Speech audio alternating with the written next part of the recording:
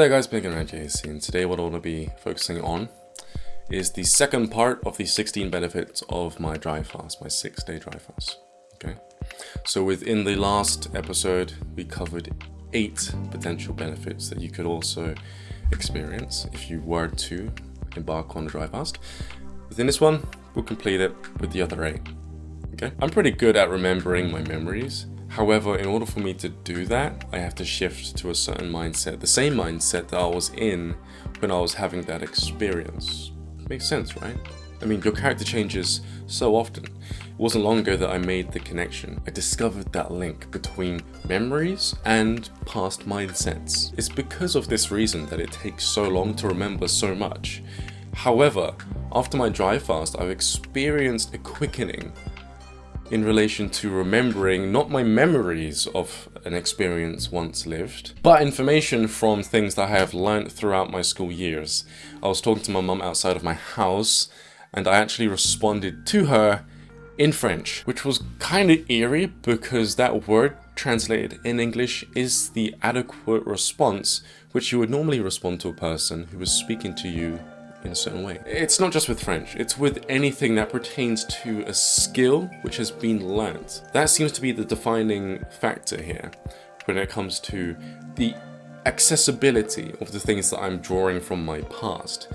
Only things that I've logically learnt come up so quickly. That information seems to be different, and it's because it's different that I'm able to recall it without actually having to shift my mindset to the same mindset that I used to be in. That only pertains to recalling memories of experiences. So that's the 9th benefit that I've experienced after the fast. So let's look at the 10th. My reflexes are strange.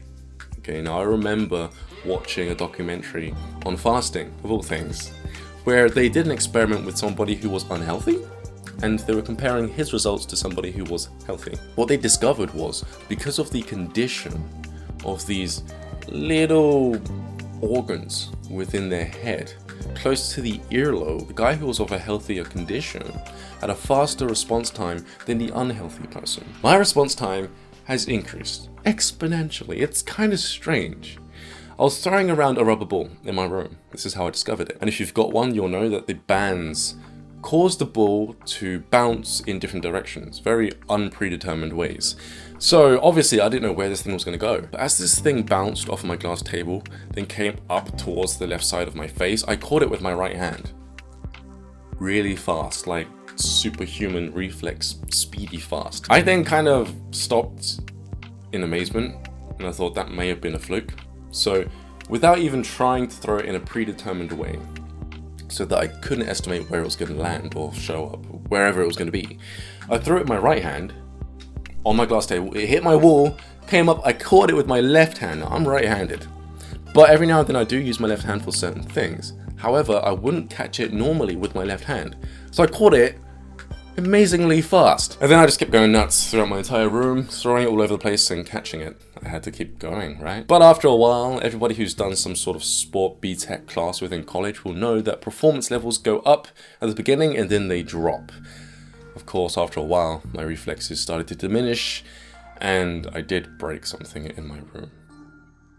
Something very expensive. Number 11, increase flexibility. Now, I would love to say that the dry fast contributed towards my flexibility overall so far, as I am right now, but I can't say that.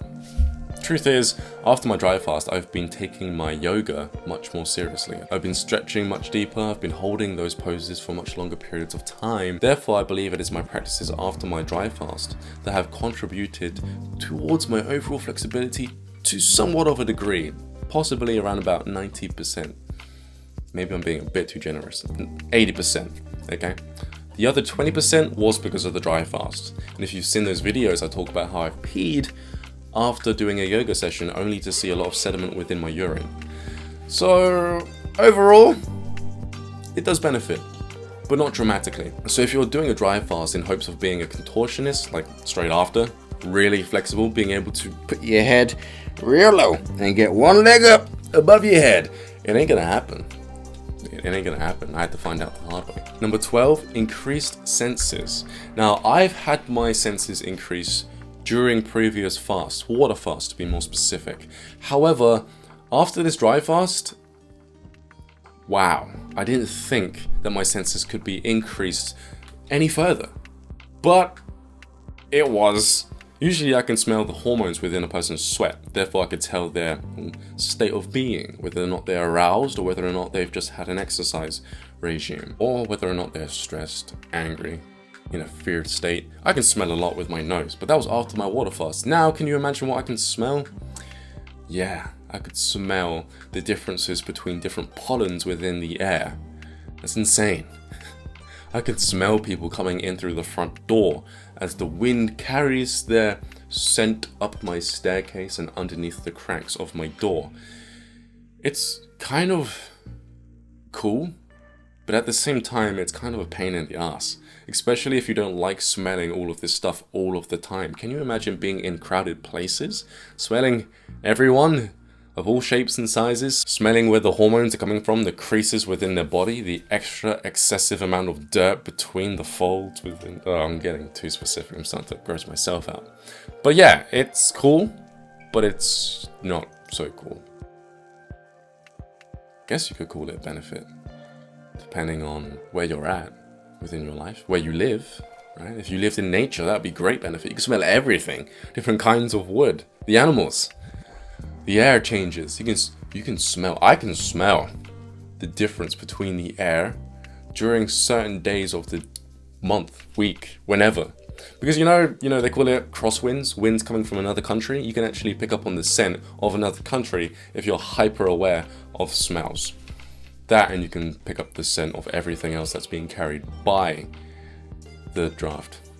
It's a big draft. Draft is something in the corner of a room. This is okay. Wind. I'm going to stop talking now. 13, reduce scarring within my mouth. You've all seen my video, hopefully if you've watched it, where I talk about the detox symptoms, right? I think that was day 3. The scarring on the inside of my mouth has diminished. It hasn't completely gone, but it has subsided. I'm going to show you.